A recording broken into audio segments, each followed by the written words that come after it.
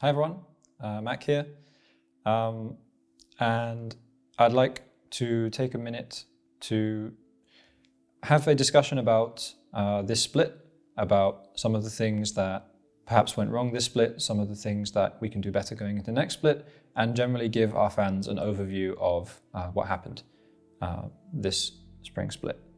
Looking in hindsight, there were many things that we obviously could have done better, and I want to start off by saying that clearly, these results are disappointing. It's disappointing to miss the playoffs. It's something that's never happened to me in my career so far. It's something that's never happened in the history of Splice or Mad Lions. And to put it simply, it's not up to the standard that we expect of ourselves. And it's not up to the standard that our fans expect of us. And that's okay. So firstly, I'd like to apologize to our fans for that. Let's look a little bit at what actually happened, and I can give you kind of a rough timeline of events and my overview of what happened this split to get to this position. So I think initially, while things did go well for us, over the course of the split, it became more and more apparent that we struggled a lot to close out games, even with large advantages. And this is something that we did put a lot of work into fixing, and we tried to do this from multiple angles. However, ultimately, we were too slow to identify certain critical problems. In the end, the critical problem was our team fighting, which I think we did put a solid 2 weeks of effort into towards the end of the split, but it was too little too late. I think there were improvements, but not quickly enough, and ultimately that failure is with me. Initially, we understood these problems as symptoms of lack of broader game understanding, mid to late game shot calling, communication, generally strategic and knowledge understanding related questions. And this is the approach which we tried to use to tackle these problems. So we spent a lot of time this split working on our mid to late game shot calling, our communication, and generally speaking, studying the mid game. However, this was not ultimately the correct approach. And while there were some improvements, they were not the key improvements that were needed for us to be able to close out games. We ended up realizing was that there was a big problem with the way that we were team fighting, not only from a kind of knowledge and understanding perspective, but also from a human error perspective, in the sense that we, as a team, were not going in the same direction in team fights. We were not united. We didn't have the same ideas or understanding of how we wanted to play team fights.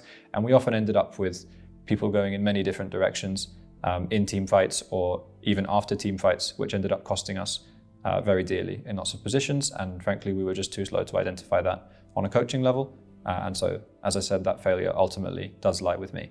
I think that is the biggest thing that I would like to mention for the general overview of the split, and going forward I think that there needs to be a bigger balance, especially when we look at the human side of things. I think there were many things that we could have done earlier as a coaching staff to make sure that the players felt they were on the same page with each other, and that is one of the most important things required, in my opinion, to be a good League of Legends team. So certainly paying more attention to the human aspect of that rather than a purely strategic aspect of that is one of the big learnings that we will take forward going into next split. I think it's also worth mentioning some of the ongoing philosophy and some of the ongoing decisions that past, present and future decisions that Mad Lion has taken and Mad Lions will take in the future from a broader strategic perspective. Now, I'm of course aware that there have been a lot of criticisms of individual players and a lot of criticisms of the overall roster that Mad Lions has put together this year. And I think it's worth putting that into context in a historical sense with what we've done in the past. Our philosophy as an organization has been, and my philosophy as a coach and that of our whole staff has always been and will always be, to invest into people, to invest into coaching, and to develop talent. And that's an approach which has given us a lot of success in the past. And I think when you put into context how much benefit we have seen from that approach in the past, it really speaks to how amazing some of the rosters we've had in the past and how amazing some of the results we've had in the past have been. Going to Worlds with 4 rookies in 2020, for example, winning the split last year. We have made, and we have consistently made, high-risk roster decisions, and that's not something which is going to change. Now, one of the drawbacks of that is that you will sometimes have bumps in the road, And this split has obviously been a bump in the road. That's something that comes with the nature of how we decide to build our rosters. And that's something that is also ultimately, it's a responsibility that ultimately lies with me. However, it's something that is not going to change. Mad Lions is going to continue to invest into young talent. We're going to continue to develop talent, and we're going to continue to make the roster decisions that we feel are best for us holistically as a team in terms of the niche that individual players are filling within our culture, within our communication system, and on a human level. This is something that's really important to me, and this is something that we looked at very strongly this year coming in with the roster changes that we made. While I understand that our fans are of course frustrated and of course disappointed, we are also frustrated and disappointed with the results of this split. I would like to ask our fans for patience, and I'd like to ask them for their trust in us, and trust that I will go forward and do everything that is possibly within my power, and I speak for the whole of the coaching staff when I say that as well, and the organisation as a whole, to make sure that these mistakes are not repeated and that we fix things going forwards and that we come into summer stronger than ever. I'm also aware that there has been a lot of individual criticism leveled towards particular players, and I would like to make sure that we're clear that from an organisational point of view, that's not something that we support or believe in. If we fail as a team.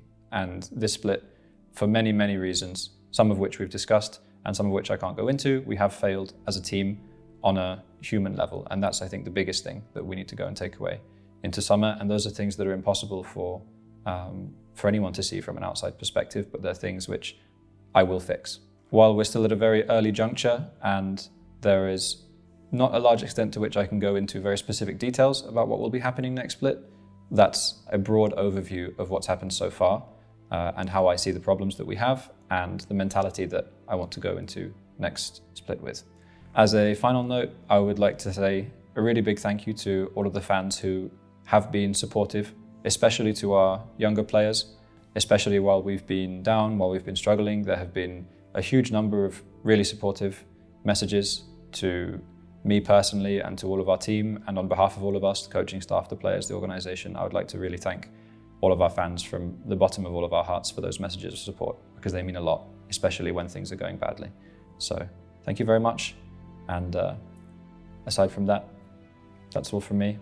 As I said, all I can do is promise that I will do my absolute best going into the next split to make sure that we avoid making some of the mistakes that we've made up until this point. Thank you very much.